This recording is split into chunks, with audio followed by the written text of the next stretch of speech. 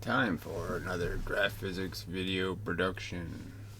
Such comments mostly, I think, but we'll see. Who knows? So, speaking of comments, you actually read comments and give your honest opinion. Wow, aren't I special? Using your knowledge, who does that? Well, I mean, frankly, where's the content on the internet that isn't designed, to scam and scheme and propagandize, put music and images and blah, blah, blah, blah, blah. Anyway, kudos. Well, whatever. I'll have to give my question a lot of thought. I don't know. You have a question, huh? Wow.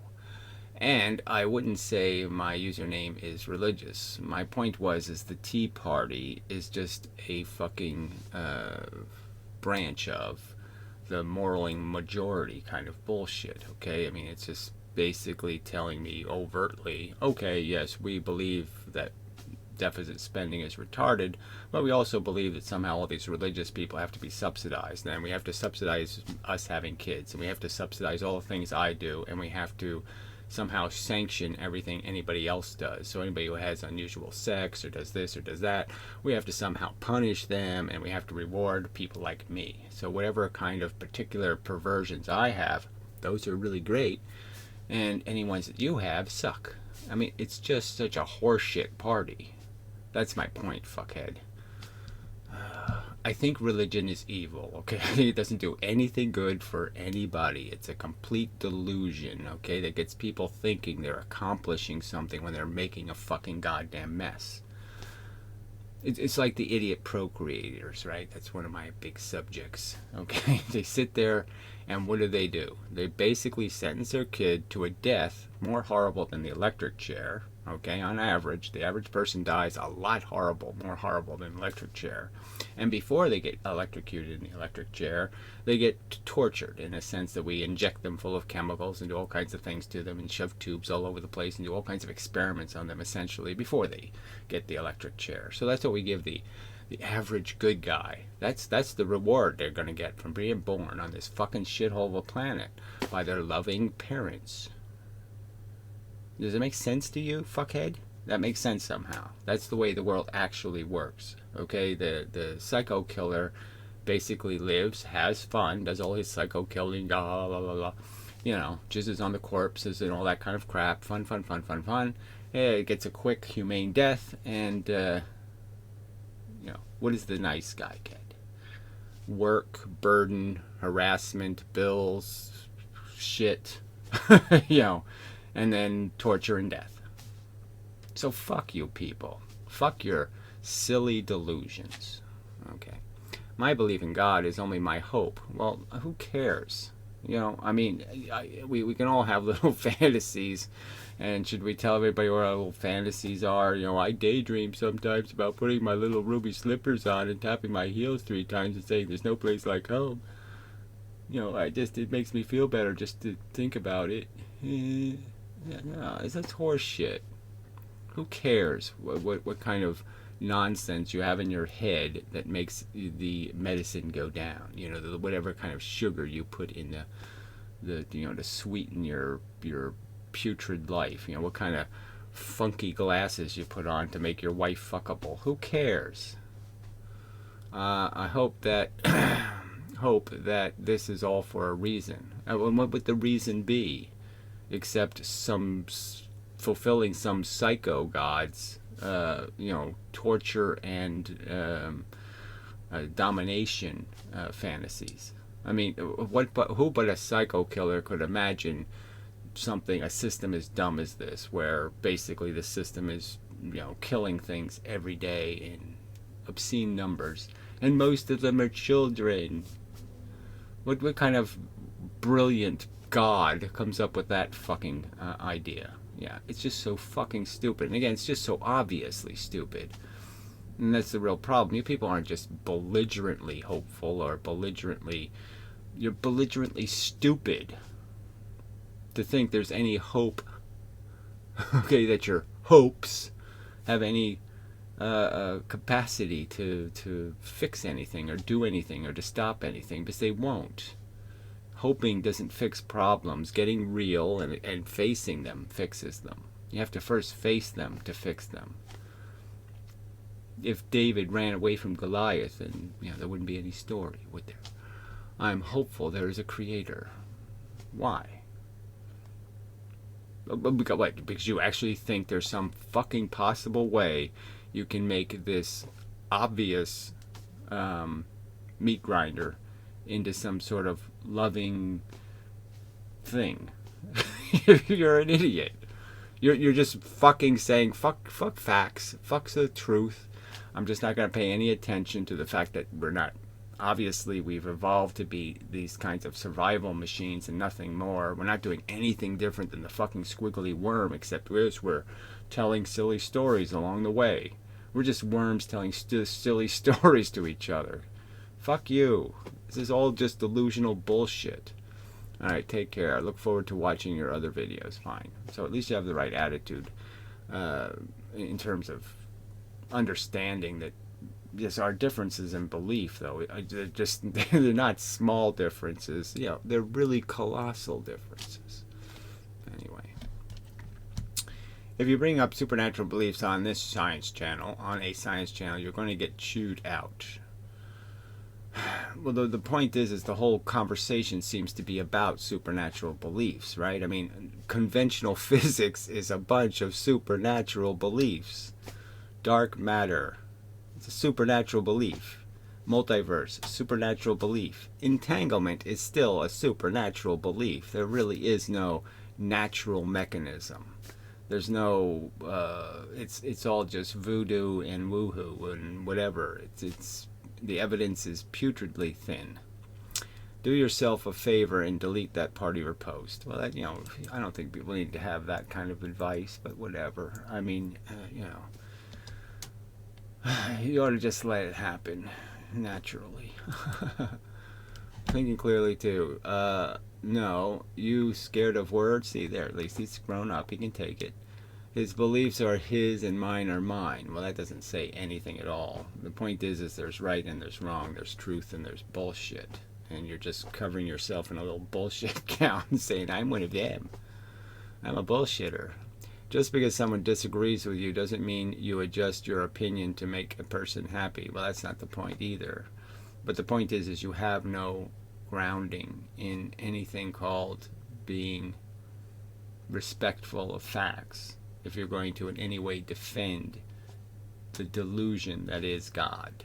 It's a silly delusion. The evidence of our evolution is overwhelming. The evidence that nothing rational or intelligent would take something as precious as sensation and treat it so shabbily. Nothing would. Nothing that could do logic and reasoning would. Only a psycho killer could see function in that. Grow some balls, man. Whatever. Besides, even if I'm wrong, yeah, well, which is possible. Like I say, this is another thing that just annoys me about people, is they'll spout crap and then concede, well, I could be full of shit. Well, if you're full of shit, just don't bother. I mean, unless you're in the context where, okay, let's, we have no hope of answering a question. Like if you want to do this full of shit speculating about creation, moments in the universe, and whether it was whether a ding dong fell off the table or a yodel and that created the universe, you don't have those conversations. Okay with me. I'm just saying that's a complete waste of time. All right, but anyway, but this right and wrong thing is kind of important. If you don't really understand that, you're playing a game, okay, that has implications on the future. We're making the future right now. And the future doesn't need wishy-washy bullshit. It needs us to be a little bit serious. The future is out there screaming right now. If we give the future a voice, they'd be screaming right now. Quit fucking up. All right. Why would he want to take my hope away? Because it's insidiously destructive to getting serious about taking responsibility for your existence. That's why. Any reasonable person can disagree. Again, no, it's really, you can't if you're reasonable. The evidence is overwhelming. There's just no reason to believe in the fantasies of the human storytelling. Primitive, archaic, old, really, really old and moldy stories. To believe any of that, you have to have shit for a brain. The evidence is overwhelming that humans are exaggerators and liars, and they have been for thousands of years, and there's absolutely no reason to believe any of this crap actually happened. And the flaws in it are so obvious. I mean, Moses parts the Red Sea, destroys Pharaoh, blah, blah, blah. All of this stuff happens right in front of people's faces, and a few years later, they're already building golden calves again, and they want to go back to Pharaoh and give him all his money back, and blah, blah, blah, blah, blah. You know it didn't happen then. You know, the disciples watched Jesus rise the dead, and yet they're so unimpressed that this guy is the Son of God that they turn on him. It doesn't make any sense. Without bashing them over the head. No, you gotta bash stupid things over the head because they have cement for brains. You know, they won't learn anything any other way. There's just people who are belligerently ignorant, arrogant. You have to knock them down. They're like retards going, I'm a very good driver. You know, you can't reason with a retard. All you can do is take the keys away or just hit them with a 2x4. It's called being human. No, it's called being an asshole. Okay? Talking past your qualifications, it's being an asshole. Alright, you must be new here. When you are watching the next video, just remember I tried to warn you. Whatever. But I think you're wrong, clearly thinking too. Like I said, this sort of is. The whole problem here really isn't a fair fight. Sorry, I'm not functioning perfectly. Try this.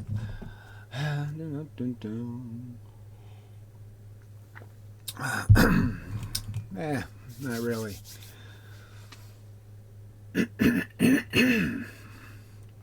Okay, that's a lot better. Yeah, that voice will do. The whole conversation is really religion, right? Because look, this isn't like, okay, let's take ideas and models and let's keep it constantly honest, and let's try to find the truth. Clearly, that's not what happens, right? Clearly, science does commit itself. It says particle wave, and then it says particle wave duality. But I don't really mean duality. I really mean I believe in waves. It's like Professor Lewin. He says particle wave duality is the truth, but then he says, here's nail in the coffin evidence that photons are a wave. You know, what the fuck? There's just no, it's not reasonable. So we're already in this dilemma of arguing religion because it's not a fair fight. It's not about what the facts indicate. We're not doing the Occam's razor. What is the most, what covers, what more completely answers the questions and what answers them with the simplest model. I mean, that's the standards. And I'm just saying, if somebody comes to this idea, what I've argued, with that objective, they have to concede, yeah, this model works better, more functional, more likely to be in the right direction, somewhere closer to the truth. All right. As I stated before, I am into researching gravity, which just sounds funny to me. Sorry. I mean, we have a communication thing, that's whatever, personality differences, all that kind of stuff. But I mean, it's just a funny combination of words. Researching gravity when we're sitting right here, I mean, yeah, I research gravity there. Look at it. Look at this fucking thing. It's right here in front of me all the time, constantly. Now I'm gonna lose that. Step on it, get an infection or something. All right. So anyway, I'm just saying it's kind of funny. And as you know, this has to take into consideration a lot of factors. Well, there really aren't that many factors. That's the thing about it. It's such a simple kind of force. I mean, it's this whole center of gravity thing, and it's basically this vector of, the amount of force. The shorter the line, the more the force. The straighter the line, the more the force, kind of thing. And it's just inverse square. It's really not all that complicated.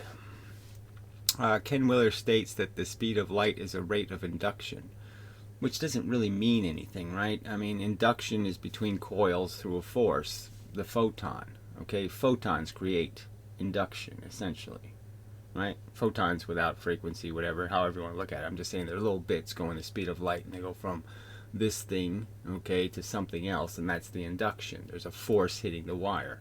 The coil creates a change in the field, that is, it changes the amount of red and black in it and all that kind of crap, and it changes the atoms over here when they get hit by it, and it moves the speed of light, and we kind of know that from Maxwell and all that, so we kind of know it's the same shit. So isn't that kind of silly to say, well, photons are photons? That doesn't make any sense. Photons move the speed of photons. The rate of induction is the rate of photons moving. I mean, you see how completely pointless this is? But the argument is, his argument is that this induction thing is happening between some kind of non-real ethery thingies in counter space or something, and somehow they're... So instead of this battery moving from point A to point B, he's saying, no, it induces into this battery, and this battery goes jigger, jigger, and then this battery goes jigger, jigger, and this battery goes jigger, jigger, and this battery goes jigger. And it says, fine, whatever. The point is the energy goes from point A to point B, the whatever, the wobble, the stuff. And it's just exactly the same as if you just let this do it. So you're saying, I need a bunch of dominoes to make, this happen. When all you can do is have this happen. Why bother with all the little movements when you can just do it with one? But it's just silly to say that's profoundly different. Okay, for me to say that sound is created by a bunch of atoms dominoing. Okay, what's the difference? And then if I said sound's created because a blob goes from point A to point B, there's no practical difference, so who cares?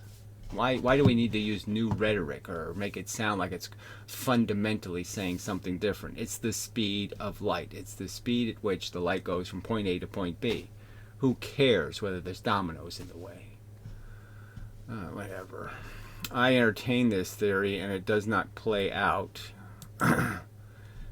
correctly in the end. Well, that's you saying so. I say it doesn't pan out because you're still just not accounting for what motion is anyway.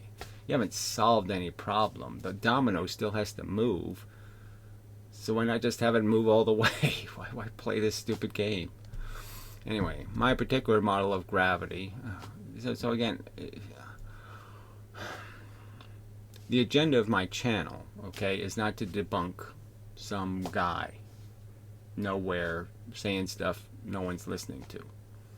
My challenge is to what 99% of the real world buys into or whatever, the big religion. I'm not out debunking the little religions. There's no victory for me in it, and it's not how you win the war, right? My particular model of gravity relies on space as a torsion field. Well, again, both made out of what, and why is it torsioned, and then why isn't drag all over the place? I mean, you can just tear any of that. But again, it's just this magical field. Field of what? And that gravity is the opposite of charge, which just doesn't make any sense. Charge already has an opposite in it. Positive, negative. The opposites already exist. How can you have an opposite of positive and negative? You can't get anywhere with that. There's no third choice. Either negative or positive. Well, whatever that means. Charge already has those. Gravity isn't charge. It's 10 to the minus 40 smaller than. Anyway. My gravity model also shows how gravity is generated. Well, that's all I can say to that. It says you. Torsion field tension, well, there's some more redundancy, is my key to understanding the universe. Well, whatever. Einstein's key is a magical bending of a magical space that doesn't exist in 3 dimensions. Fine. Whatever. I say... Also, it is interesting to note that the mass of the proton and the mass of the electron, even though they are different in mass, their charge is the same. Well, the idea of measuring the mass of charged bodies is in the first place essentially ludicrous because their momentum, and that's all you can measure. When we measure mass, we're measuring momentum caused by a force. We never measure anything's mass. We're measuring its momentum. Right? And as I've pointed out, the electron has momentum all the time in some dimension. All the time. It's always got momentum somewhere. It's going somewhere all the time.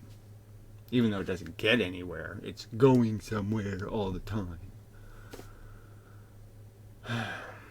Alright. I will take a video.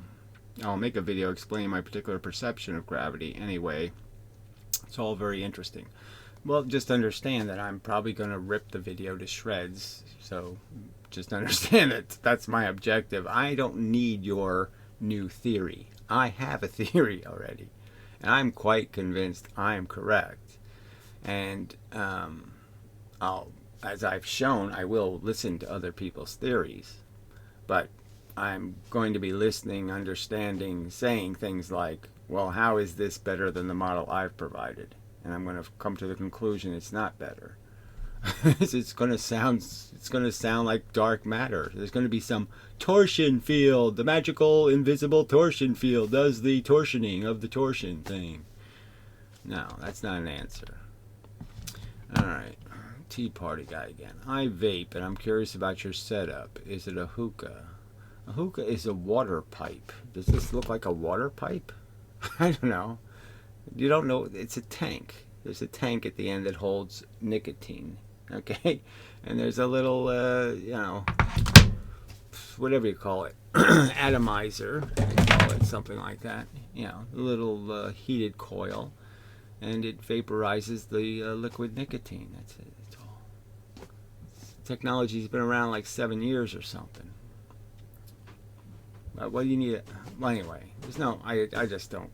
I vape to get nicotine into my bloodstream. I don't do it for any other purpose. I don't do it to make smoke signals or. I inhale the nicotine. It goes into my lungs, and then my liquid, lungs pull it out of the vapor and it gets into my blood. That's it. That's it. No other purpose. It's not a style thing. Okay, perv action. Ooh. Well, anyway, it's gonna be good. People are working on it. Thank you. Yeah, sorry about having to reiterate. I don't know how I managed to maintain the sediment. Electrons aren't the ones being exchanged. I don't know how I managed to maintain the sediment. Anyway, at some point in the sentence, I'll just casually forget.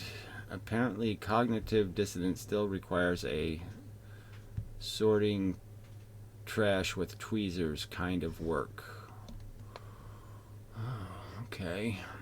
Yeah, well, like I said, I'm trying my best to make analogies that are understandable. And I think the boat thing and the swimmer thing is a pretty good analogy. I think it stays pretty honest to the truth.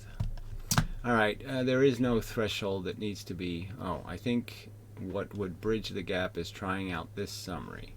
There is no threshold that needs to be met when it comes to swimmers and rowers. Right. This is a quote without an ending, though. One swimmer hitting the rower immediately causes the exchange. Right. Well, the swimmers are rowers, but let's say, yeah, fine. Let's call them different when they're free. They're swimmers. When they're in the boat, they're rowers. Simple enough. The swimmer locking arms, well, I don't know about that, with a rower gives the swimmer a promotion, rendering him to a thrower, which gives him great upper body strength, which he mostly uses up to lift the rower out of the seat and throw him at light speed in a direction. Well, again, you're sort of breaking the analogy by bringing up light speed and all this stuff. So he obviously there's just swimmers. You sink if you don't swim. So they all have to swim. As soon as they hit the water, the rower hits the water, he swims. And he swims, they all swim the same speed, generally speaking. So why complicate it by throwing that in? And this whole idea that he throws them out of the boat, I don't think you need to go through all that process. You just need to go, it's like, it's simple enough. You know, the two are facing each other. The rower's rowing, and the other guy just kind of sneaks under him and flips him out of the boat. So all of a sudden the rower was rowing, but the guy slimed in underneath him and kicked him out of the boat. Yeah, not that difficult. All right, resulting in a lossless propulsion at either 180 degree reflection or 90 or 270 degree deflection. Well, the two things matter. So it's, again, you have to give these rowers shirts, red shirts, blue shirts. And if a blue shirt tries to get in the boat, you can make some analogy that blue shirts are heavier or there's something, but anyway, they can't get in the boat. They go off the side. They're not strong enough to get into the boat, let's say. They can't get into red boats. So you have to create something where the blue swimmers can get into blue boats, but they can't get into red boats. And the red swimmers can get into red boats, but they can't get into blue boats. Alright, which means the guy who was sent flying has suffered a demotion and is now a swimmer. And what it really means is that the boat changes when the reflection is let loose. Okay, so when you kick the guy out and you're going the opposite way, now the boat has a disposition because you've changed the chemistry of the boat, the dynamic of the boat. You've done your equal but opposite reaction. You've finished. Okay, in the sense that you've done a clean thing. You've replaced one guy with another guy. The consequence is the boat's changed because the two guys were going the opposite directions. Alright. Electrons and protons are boats, yes.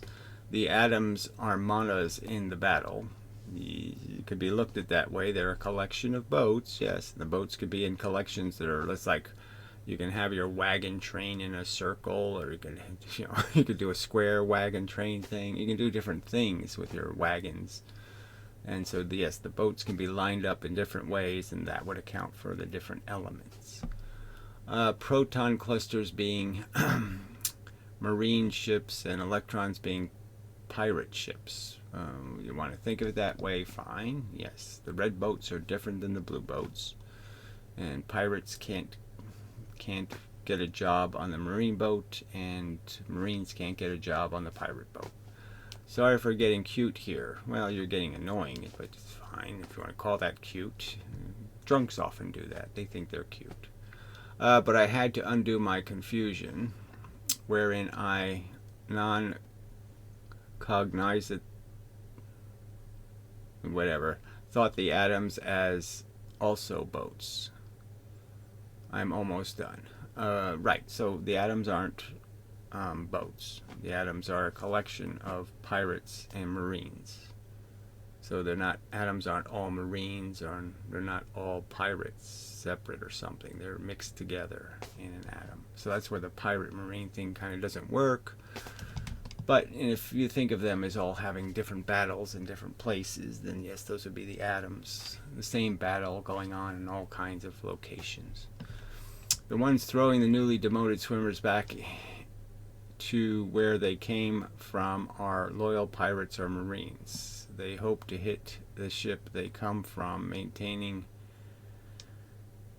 back and forth communication using the thrown seed as messenger pigeons. Well, essentially they become that. So if you're two marine boats, obviously you're saying, well, there's no point in us being near each other because we're not as effective. So the further apart we are, the more pirates we can interact with.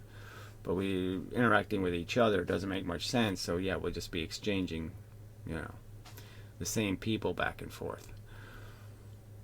But it misses the point that you're not going to come up with a good reason in this analogy for a perfectly good Marine to kick another Marine off the boat. But that's what happens. Okay, so there's no storyline for that plot. There's a plot flaw in the sense that why do the Marines in the water think it's okay to kick a perfectly good Marine out of his boat and replace him. There's not going to be any good reason in the story. The ones throwing the seamen sideways, deflecting, well, like I said, they don't necessarily have to throw them, they just can't get in the boat. Causing deformation by trying to get rid of a newly demoted swimmer. Well, nothing happens to the boat is the point. The boat doesn't care how many pirates, like the Marine boat just couldn't care less how many pirates it hits, okay? It's just, hey, I got thrown in my wake, they just don't care. Nothing changes for the boat when they hit a pirate. And pirate ships, nothing happens to them when they run over a Marine. Alright, now I'm done being cute, and I think I nailed it this time. Well, almost close. Nice try. Good. Thank you. Thought I still keep forgetting my reflection lesson. The pressure between matter and makes the outside pressure to make them close in on each other. Well, the point is the reflection is the key to repulsion. So the idea of the trapping the thing between the two ping pong paddles, and you make the paddles further apart, the ping pong ball doesn't hit too often. Bring them closer together, the ping pong ball's hitting a lot.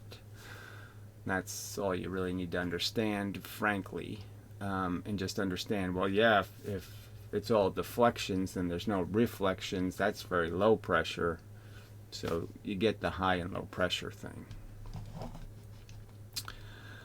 Specification for simulation. I call it Flux 3D. Well, I just 2D is okay with me. I think the model could be kept 2D, by simulating third dimension. Well, you always have to simulate the third dimension, so why just not leave it out of there? But we really don't see 3 dimensions. In games, and visual information is in principle detached from the physical, and is making them match is fine-tuning process. Okay, well, whatever. The point is that the functions are exactly the same in all 3 of the dimensions. So if you just model 2 of them, you'll get enough, it'll stay consistent. Unlike Einstein's bending thing, where you're creating a funnel. This function can work in 3 or 2 dimensions. This swimmer thing.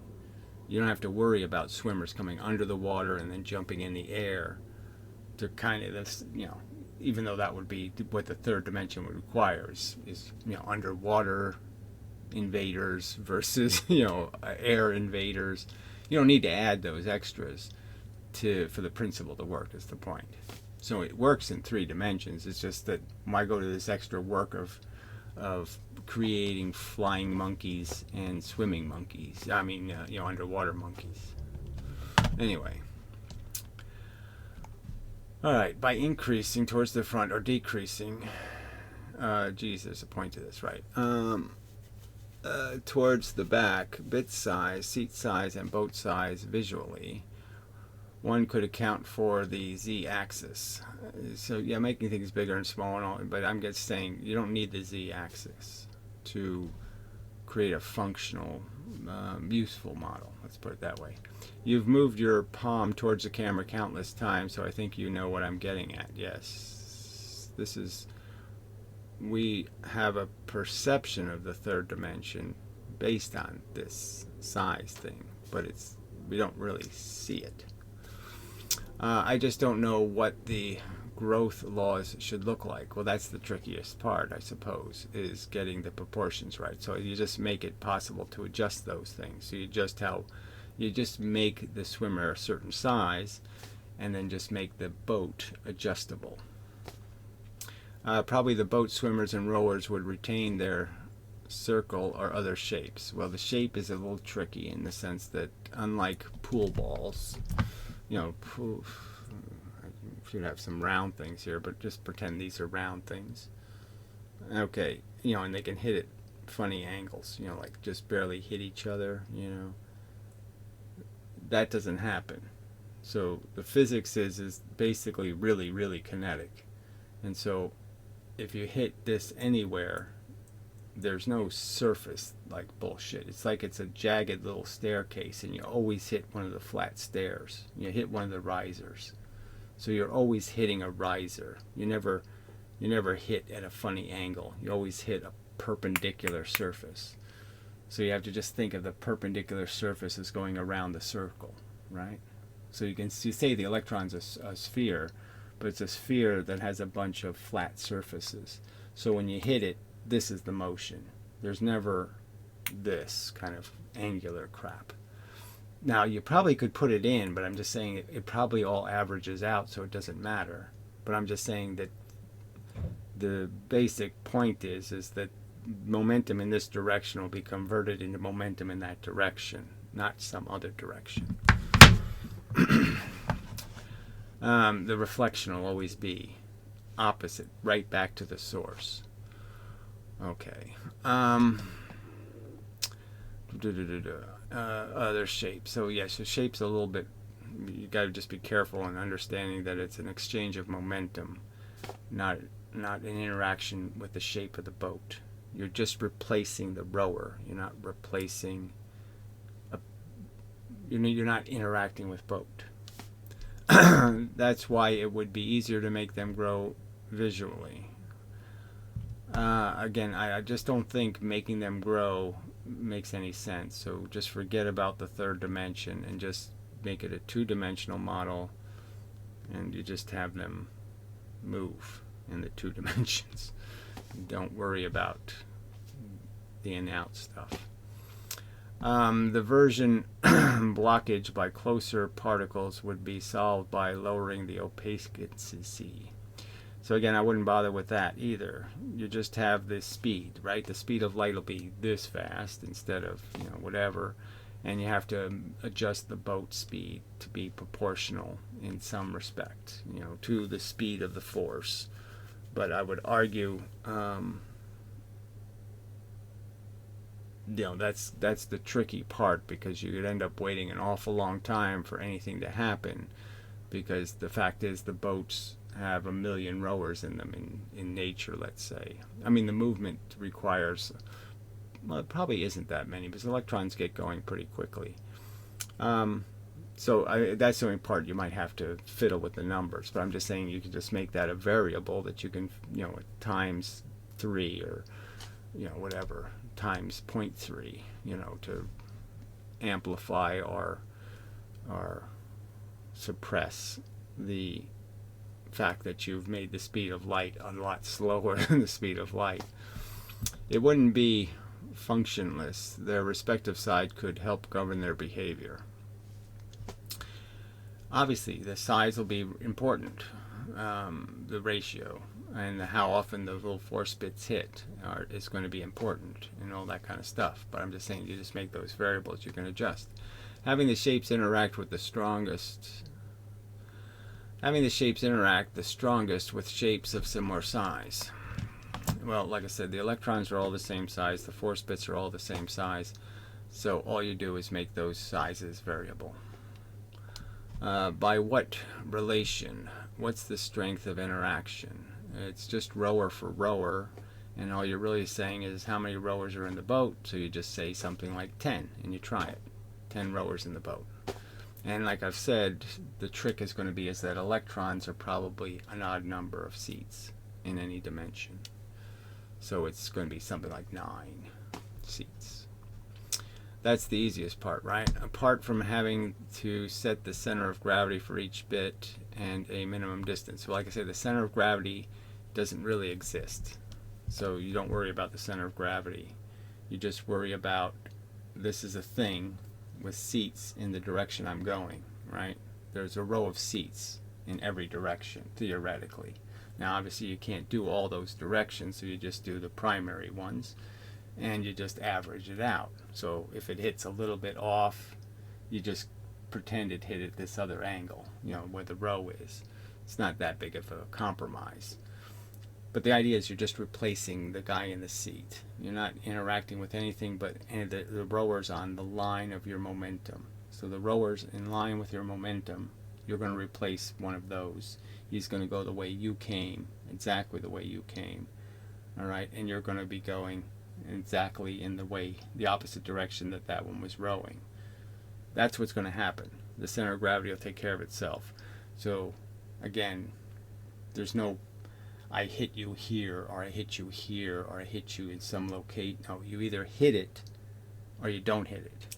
But it's always a perpendicular impact with the seat that you're going to occupy. There's no unperpendicular. Okay. All right. Let's see. Where was it? It's the inverse square with the x and y proximity being completed by the size proximity. Well, that's the only catch of, if you eliminate the third dimension, you're essentially eliminating one of the elements to the inverse square rule, so you'll have to fix that by just making the interactions more regular in 2 dimensions, maybe. It doesn't really have to do the inverse square law visually to visually function. I think this would get rid of the necessity of the right-hand rule. Well, the right-hand rule just has to do with the tendency of the electrons are on the outside of the atom, and that's essentially what the right-hand rule is basically saying, I think, is that the electrons push before the protons do. Which I have to admit, I don't know what exactly it is. Formation bias is the best I can do with it. Yeah, it doesn't really matter. I think we'll let that take care of itself. I don't think that's a variable we have to adjust. The parameters should take care of it on their own. Yes, exactly. The variables you can blah blah blah. This was a fun 4 hours, so I'm sorry you spent 4 hours on that, but anyway. I appreciate the thought, the fact that you went through it to try to turn the analogy into something more relevant to you. Maybe we could come up with a hooker analogy or something and make it even more entertaining. But anyway, good enough. I thought that was my microwave beeping. LOL. Yes, I've heard that before. I had a microwave oven. The oven used to beep. Yes, because I'd put a cup of coffee in it and forget it. Anyway, you saying if you go fishing, the fish were pushed to you. Okay. No, it's not what I said, so I never said anything like that. Also, you don't even know how Bill atom work. Yeah, I sort of said that. It doesn't make any sense to me. Atoms aren't solid blobs with ropes tied to them. So, yeah, none of that makes any sense to me.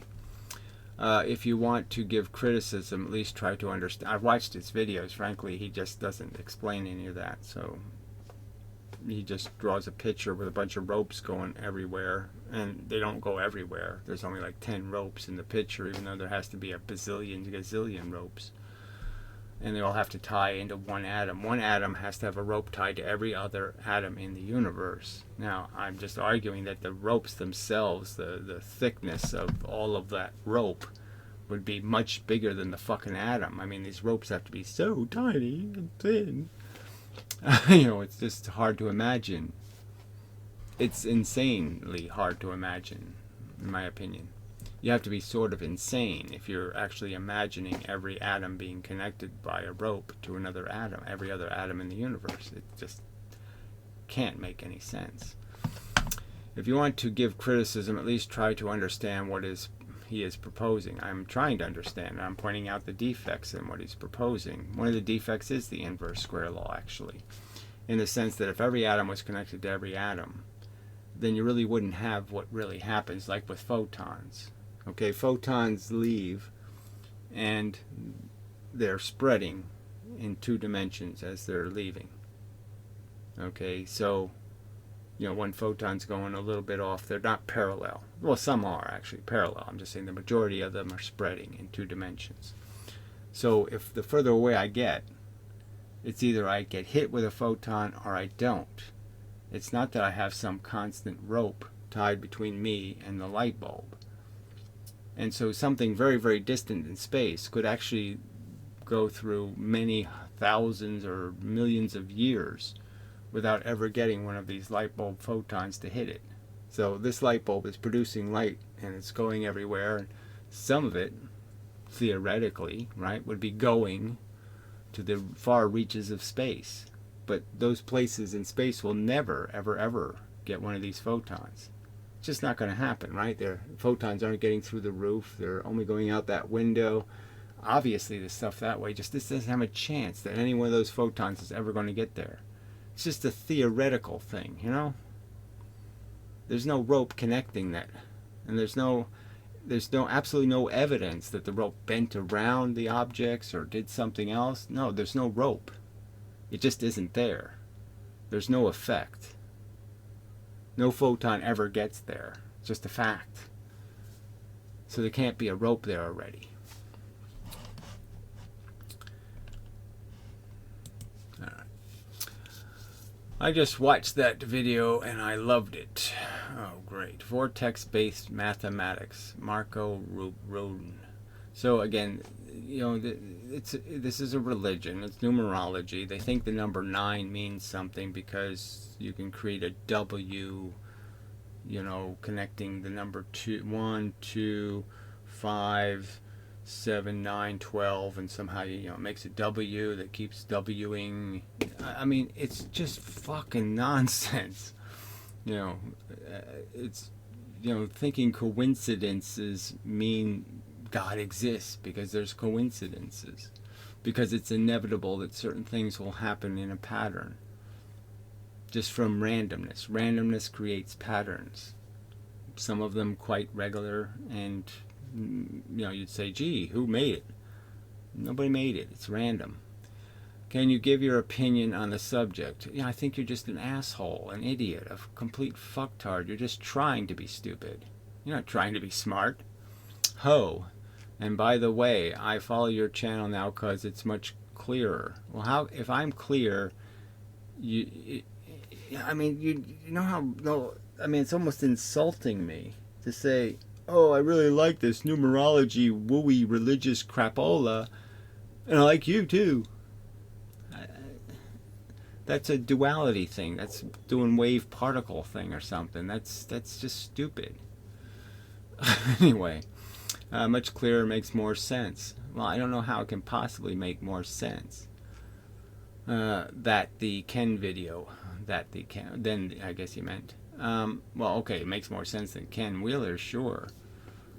But, oh, I just don't know. People are just, you're just not trying hard enough. So here's another comment by the same guy. Marco Rodin video are so easy to understand. No, it's the worst. It's worse than religion. It's not such an irrational story. The number 9 makes you a magic person. If you're a Sagittarian, you're so much cooler than a Leo. Blah blah. It's astrology. It's worse than throwing bones into a bowl and saying there's the futures being shown to me. It's Lion King baby talk. The explanations and drawings are very clear. There's no explanation of anything. What are you talking about, the explanation? There's no explanations. There's a bunch of drawings of hyperboloids and all this bullshit, and it doesn't explain anything about why this would somehow be relevant to what makes a magnet attractive or repulsive. Nothing, you idiot. Oh, God, I just can't stand this shit. People must share this kind of knowledge. What knowledge is there, you idiot? You fucking idiot. How have they tied anything to reality? What does the fact that there are relationships between numbers, that is 2, 4, 6, 8, 10, oh, they're all even numbers, what a surprise. You know, the fact that there are certain redundancies, you can almost call them resident relationships between numbers, like even computers, you know, 64-bit 128 to 250, 516 or whatever the fuck it is, 1040, you know, the fact that they jump in these patterns doesn't mean anything. It's not some frickin' because God must have arranged the numbers that way. Oh, it's just so fucking stupid. I think this kind of math should be teach in school. Teach in school. School. At very early age, cause so easy. Easy for what? What does it do? It doesn't do anything. You're just falling for music and pretty pictures. You're just a glitter whore. Follow the glitter. So you post a link to this crap. Just amazing. This is the short version for the advance. So yeah, well, we'll go to it, and then I'll just fucking block you probably. See how many commercials you get. Okay. One commercial you can't get rid of. So we'll see. I found you can just do this and let the commercials get out of your way. Another forced commercial for God. The God story. Now we can skip this one. An introduction to the rod and coil in vortex-based mathematics. Look, what does this have to do with anything? With the introduction of vortex-based mathematics, you will be able to see how energy is expressing itself. Right, so you can arrange numbers in a pattern, and the numbers will have a relationship to the prime numbers or some other relationship. So what? So the fuck what? This is so pathetic. So let's jump ahead. This. Oh yeah, that explains everything. Oh yeah, I totally get it. So some loop-de-doo guy gets the Buddhist crap. So let's see what it said. This led him to understand because he sat in his pajamas in India, while parasites were eating his brain. They are spoken in highly affect our personalities. So his final conclusion is that your name decides who you become in life. Fuck. I mean, obviously, it has an effect on you, especially if your parents, you're a guy and they call you Mary Ann or something. Yeah, it's going to be hard to live that down. That the most important names are the names of God. This led Mark... Right. So the secret to life is call yourself Adhamam. So you call yourself that, change your name, make sure all your kids are called Ahamanam, and somehow you're really doing life great. You've figured out the whole trick. You'll never have diarrhea for the rest of your life. It's so fucking stupid. Going to a journey of thoroughly studying all the world's great religions. They're all greatly bad. They're all greatly stupid, greatly moronic, greatly made up, greatly horseshit, greatly not based on anything realistic or rational. But just great ways to escape. I mean, it's just so disgusting. Great religion. Symbol unveil themselves. Oh look, he explains everything. They should teach this to kids. 1. Now move your pencil in a straight line to number 2. Then in another straight line to number 4. Well, why don't I just move it to number 7? Oh, that's not obeying the rules. Oh, excuse me. So let's see where this comes into something. Look at this horse shit. Like puzzle pattern that perfectly demonstrates the way energy flows. Doesn't demonstrate anything. So where's it some more commercials? I mean, that's just so bad. I mean, God needs commercials. I'm doing commercials for God. So just fuck you in the ass till dead, Charles. You're just too fucking stupid. Too fucking stupid. Too fucking stupid. Hopelessly retarded. Explains everything. Amazing horse shit. Okay, that's probably enough of a video. I'm tired. Yeah. So sorry, a lot of non-physics in there, but this is what you're stuck with.